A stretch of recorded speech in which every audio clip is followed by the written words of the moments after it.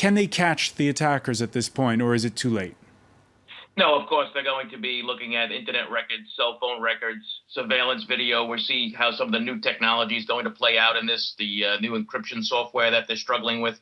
And, listen, the NYPD, I know they have a liaison in Paris also. So the NYPD is on high alert. So we want to catch this guy. We want to catch him alive. We want to see what links he has to other people and other organizations. And then we're going to try to piece this together. And they're going to try to catch him, but how? He could be very far at this point. Sure. I mean, more than likely his plan is to get back into Syria or some other country where it's going to be very difficult to find him. But through the mechanisms that we have in place right now, with border crossings being locked down and passports being looked at exclusively, well, hopefully he'll be able to be detected. And, listen, don't even think that he wouldn't try to disguise himself as a woman or anything else to try to get through a border. You mentioned combing through records, encryption devices.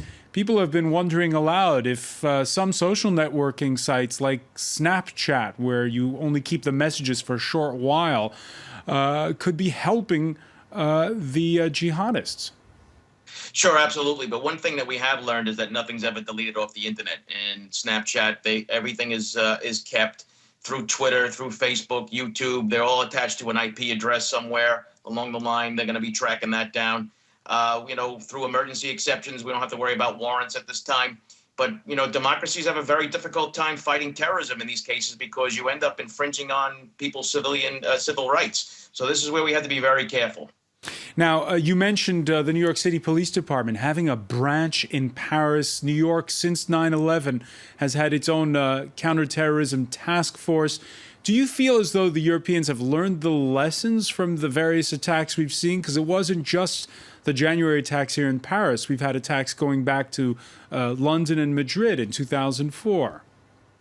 Sure. I mean, these things are very difficult to defend against, these soft targets that they chose. I mean, listen, the main transportation hubs, airports, these things are pretty much locked down and they're not going to be able to get to them. So they're going to be looking at these softer targets because it is very low tech and high impact, as we saw what just happened a couple of days ago. And this is our concern here also.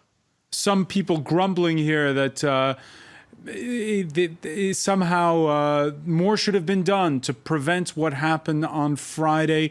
How many near misses are there a year that we don't hear about? Yeah, unfortunately, there are many. And, it's like being a goalkeeper. And if you let that one ball go by you, that's the one that everybody remembers. They don't remember the 30 or 40, shots that you stopped before. Law enforcement has a very difficult task, and it's a delicate balance between keeping people safe and not infringing on people's civil rights. And we have to be, everybody has to understand that too. Law enforcement is doing the best that they can under the circumstances. And, we've had an outcry not only here in America, but other countries about how this new technology is infringing on people's rights and what law enforcement is getting out of it. So we have to try to come up with a happy medium somewhere in between. All right, 9/11 was unprecedented, but this attack too is unprecedented. What, they target the National Stadium during a football match where the president is there. They at the same time hit a trendy neighborhood of Paris with 5 different attacks. Did you see this coming? Well, I think unfortunately we've been waiting for something like this to happen in New York City.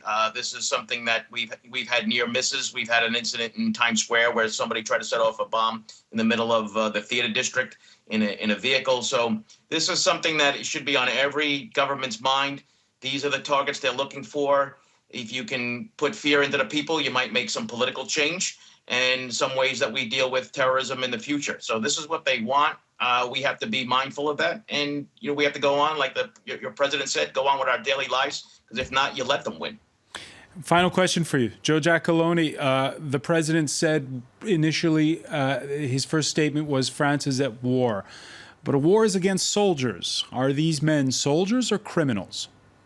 Well, we treat even in the United States, we treat them as criminals. We conduct criminal investigations because that's what you need to do in order to catch them and be able to develop the networks that they have.